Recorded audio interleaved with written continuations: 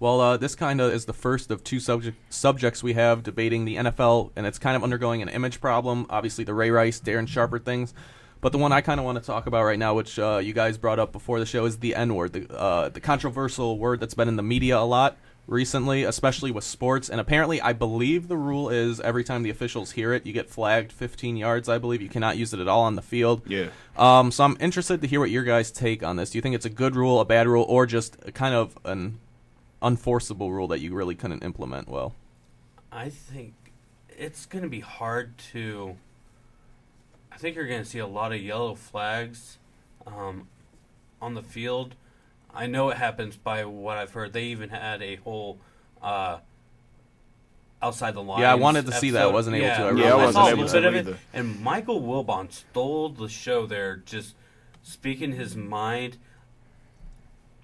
There's other ways to get the N-word off of the field, and it comes to the players. And this is not me saying this. I'm going to paraphrase what Michael Wilbon says. It's just like, don't have white owners, white commissioners, basically white officials. You have some black officials.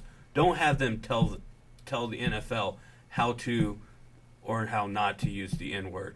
I think that's where it steps. I think the players need to say, it's like, we need to be more professional, and there's other ways to get away.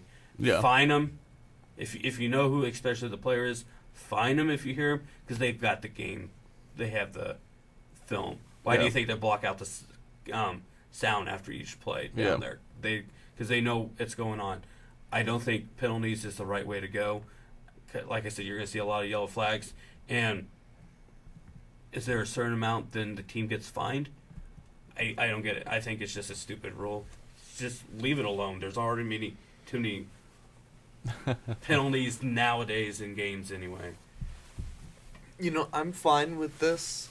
I mean, I'm totally against that word. There's no place for it in society, let alone football or any other sport. But like you said, it's unenforceable, basically. I mean, we don't know it, but it's safe to say with the whole Dolphins scandal this season that it goes on the field. It goes on in the locker room. So it's just going to be really hard. And I'm fine with the flag every time someone hears it. And hopefully that'll kind of drop it a little bit and eliminate it way over time. But I'm not sure if it'll ever be eliminated. And it's sad. I think this thing is completely stupid. First of all, it is unforceable. You can't, there's no way that, what if you accidentally think you hear somebody say, can you take the penalty back or something? But the rule is stupid. I'm happy you brought up Mike Wilbon, because I love when Wilbon talks about this. And it's something that I personally feel, especially going with the NBA and the dress code. I don't like how white dudes, corporate America, and high-power suits try to police black people. Like, why can't we just police ourselves? I don't see black people over here making the rules for white people. They make their own rules. Why can't we make ours? That's a whole different conversation. This is stupid. I don't understand why the word has to be punished. When we look at the two scenarios over the past year that have struggled with the NFL, it's been white people saying the word. It hasn't been black people saying the word to each other. And when does the NFL decide to start doing racial slurs? The Redskins are still a team name last time I checked. So, are we just choosing it's the words that black people use as part of a culture? When black people use with one another, it's not something that we use to demean, like what I'm saying. It's part of a culture. When somebody says it, it's usually like affection, like you my guy, you know what I'm saying? But all of a sudden now it's a problem. But when we talk about the Redskins, I guess that's just, that's fine. Even though there's Native American groups that have come out and said that this is offensive, but we're going to keep that. I haven't heard one black person come against the NFL and say, you know what, I'm tired of the use of this word. I haven't heard that in sports, period. But I've heard people in sports now say, we should get rid of the word. Well, then make that something that you stop using then. But it's still going to be around. If NFL doesn't use it, it's still going to be in basketball. It's still going to be in rap. And there's another thing I look at it is this way. as y'all know, I got big time basketball hoop dreams. During the summer, I play basketball almost every day. Regular conversation, I don't curse. I don't curse at all. I just don't do it. I just don't like it. But on the court, I do curse. And the reason why is it's not something that I'm conscious of. You know, when I'm playing, I'm not thinking of, oh, let me, think about what I'm saying first. And my goal is to, try and win a game. And so you think in the NFL, these dudes are always going to be thinking about what they're saying? You're playing, and your words are not always the first thought. So what happens when, let's say even if somebody who doesn't use the word, they go ahead and say it. This is popped in my head. Fourth quarter of a big game is fourth down, and you accidentally say the word. Think about just how big of just a news story that's going to be all over sports. Oh, your team lost the game, could use the N-word, y'all got a unsportsmanlike conduct penalty. The NFL needs to just back off this. This is not an issue that really is for them to fight. We talked about the last one, that it's kind of, the NFL might be doing too much. They're really doing too much with this one. They need to stay back. Yeah, I agree. I think it's a bad rule, so you can say the F word, but you can't say the N word, basically. I just think cut the audio from the TV broadcast. That's all you need to do. Right. And when it comes to this, I agree. I don't think it's a good word. I kind of think, once again, not to get into a huge political debate, I think it's holding back, I guess, society. I don't want to say society in a way, but it's kind of holding back. Everybody wants to talk about equality and stuff. I think it's something that promotes differences rather than equalities. I think the way it's going to go away, I agree. I'm a big Mike Wilbon fan. He's a fellow Chicago guy. Yeah. I love everything he seems to say. Seems to be really smart. And I kind of agree with what you just quoted from him. I'd like to see the discussion. I really wanted to see the OTL report. No, you could probably, find it.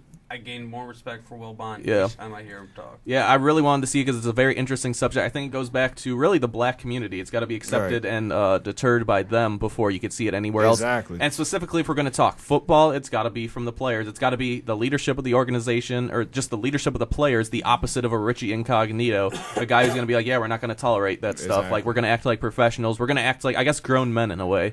So I think that's where it starts. But really, for me, it kind of came down to that. You can't say the F word, or you can say the F word on the field, but you can't say the N word. And that's a really good point, too, that you brought up, Darius, that, if it's 4th and goal and you're going to cost your team the game by saying a word, I think that's dumb.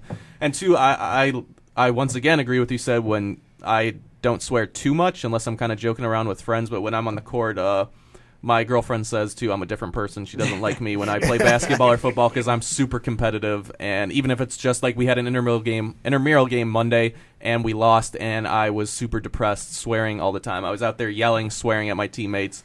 And she's like, you're a different person when you play football or basketball. I'm like, I want to win and I always want to win. Well, it's not even the fact I want to win. I hate losing. That's what I can't stand it. So I agree. I don't think it's a good rule. And once again, the NFL, they've got to do less political, I think, activism and try and control their own guys, but not in a way like this, I think. It's something you can't enforce, ultimately. Yeah, not at all. But I think before we go to our first break, since we're just about to hit 1 hour, we had a lot of good NFL talk. Do you guys think the NFL has an image problem? Yes. They have a huge image problem. And it hasn't... And it's been around for a while, and it's even getting worse and worse. The whole your Dallas and an Illini player even did it. The DUI that killed his teammate. Yeah, Josh Brent. And then he had the nerve to be on the field that next Sunday, even though he was suspended, and that the organization didn't know. You also are dealing with Darren Sharper, who has cases. I guess it's still sketchy on how many states he's reported to have raped women. 3 or 4, I heard. I think you guys heard a couple other numbers of states. Ray Rice, and that's been going on for a while. Being up, you have the Kansas City Chiefs player that killed his wife and then committed murder, killed himself. I think there is an image problem, and if you want to go on and say that you're all and powerful and start sticking your nose into political things, you need to take a step back because you have an image problem. And I'm going to throw the other PTI guy out there now, Tony Kornheiser, who I like also. Yep. That he said goes like, so you guys are going to debate if you're going to have Michael Sam in the NFL as being a gay athlete, but you're okay with a DUI killer, wife beaters. you're going to be okay with people like that, even murderers coming with Hernandez. Yeah. You're going to be okay with them being in your organization, just slapping them on the wrist and saying, all right, go out and make us some more money. But you're going to debate if you're going to have a gay athlete in there.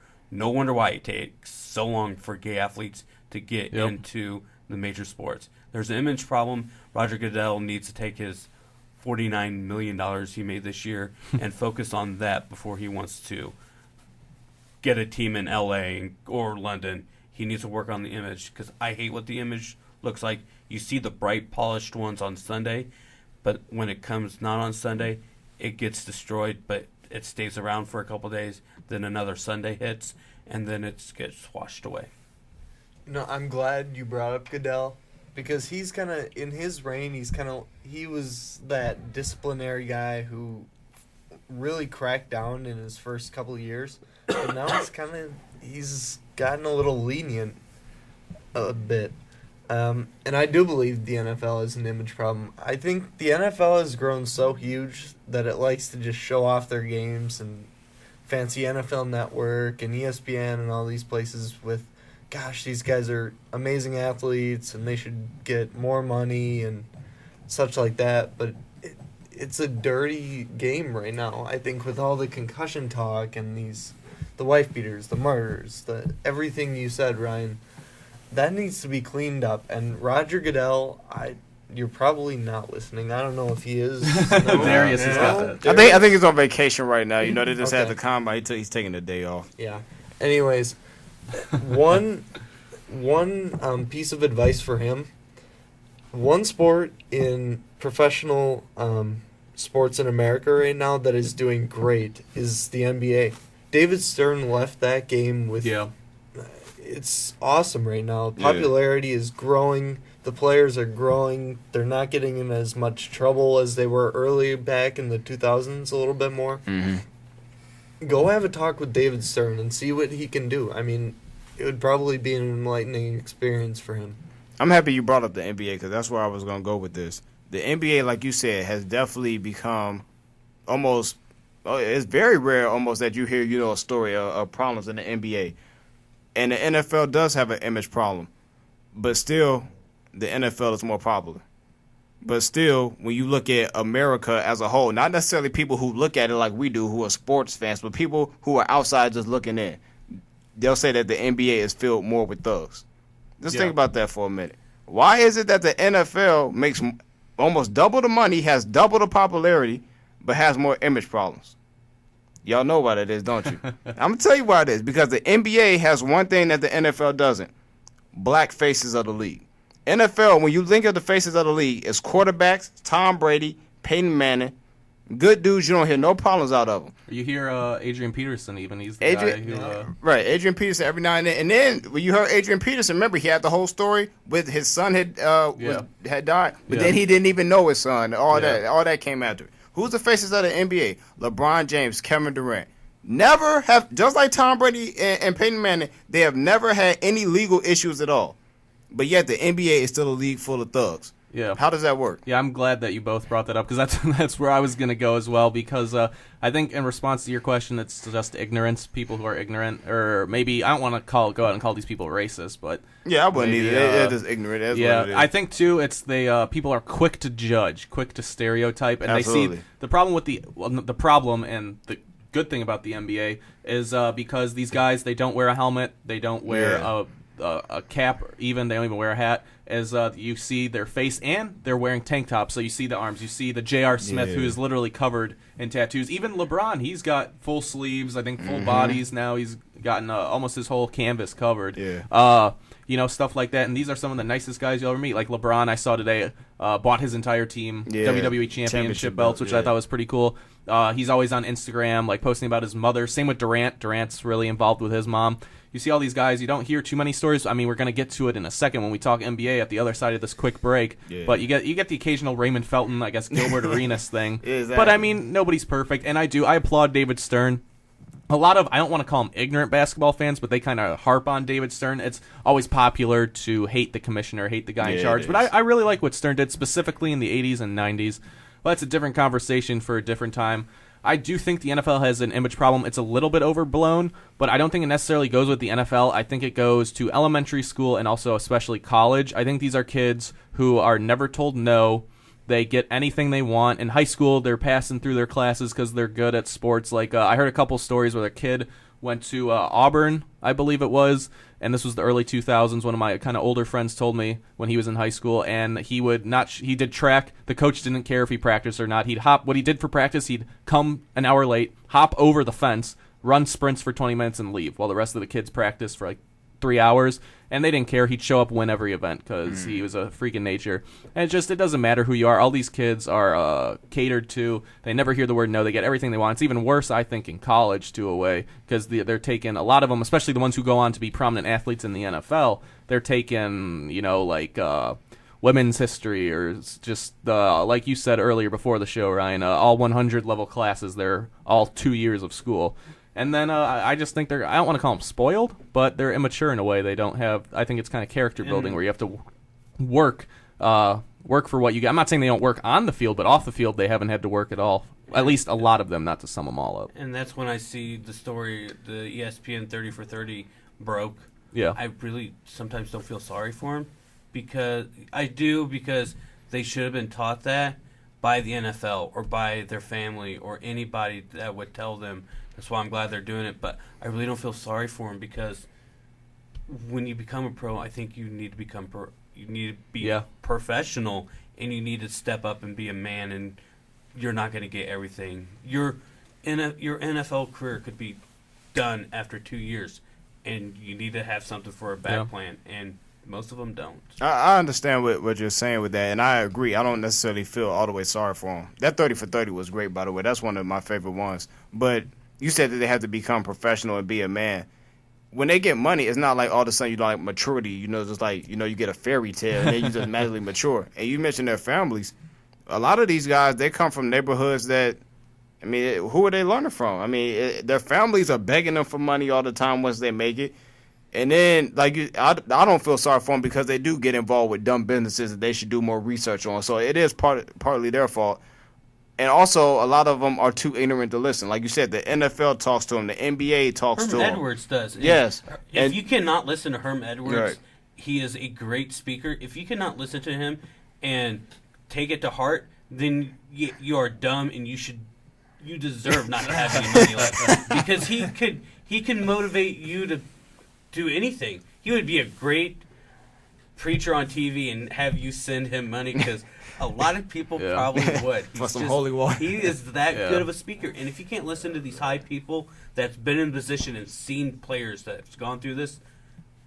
Well, for me, it's the Latrell Sprewell effect because before he was forced into retirement, he said, I think it was something like $48 million over 5 years was not enough money to feed his kids. Then he got his 3 yachts and 2 mansions repossessed. It's like, I understand what you're saying. I completely agree that you're coming from really bad, almost no money. Even look at, LeBron James, my favorite athlete. He came from some of the roughest areas in Akron. He had pretty much nothing as a kid. But it's kind of like, come on. Even if you do come from nothing, 3 yachts and 2 houses. And that's why I said they're still ignorant. They should know, but I think anybody should know better than that you got to manage your money. And not only that, I do think that both of the leagues could maybe do a little bit more to try and educate these guys, especially if they don't have that money, knowledge of how to finance yourselves, how to do your own finances, that. And 2, I would also talk to them about the posses, especially if you're going to talk about guys coming out of low-income areas. I know that was a problem for Allen Iverson, your boy, for a long time. And he finally got rid of some of those, I'll call them hanger-oners, just guys who are there for your money.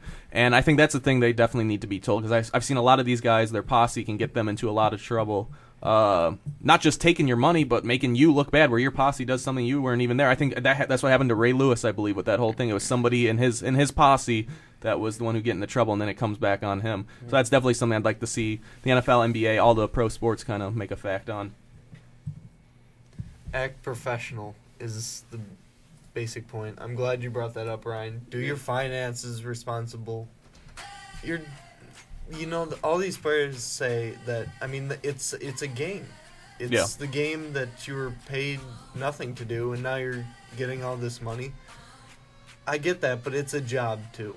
You're still being paid for your actions. You put in the time, the work.